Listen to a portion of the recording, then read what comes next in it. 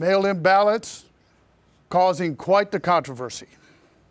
Interestingly enough, the history of the absentee ballot in America, it really was intended to help address the problem of large numbers of, principally at that time, men deployed during the military. The Civil War was the first time we saw large-scale absentee ballots utilized. Well, the intention of an absentee ballot really was for those voters who simply were not able to cast their ballot on election day. Either they were going to be out of town, not able to go to the precinct and vote, or they were ill or infirm, not physically able to get to the precinct.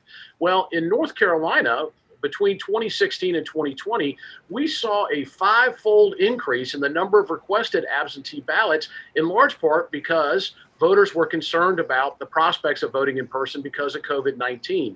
Now, Democrats in North Carolina, I have to say, did an excellent job in focusing on getting those absentee ballots to key performance Democratic voters and making sure those ballots were cast. The Democrats really did a superior job in that regard. The challenge is, in North Carolina, we're one of 11 states that require some sort of signature witness, Great point. not necessarily as some states do, that where they require it to be notarized.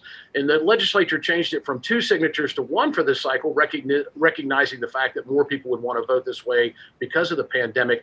But we undoubtedly have to look at ways to make sure this is a secure way for people to cast their ballots, because I believe, despite the pandemic, we're going to see a continued reliance on mail-in absentee ballots in elections going forward. We learn things from every election cycle. Both parties do. And I think both parties learned from 2020.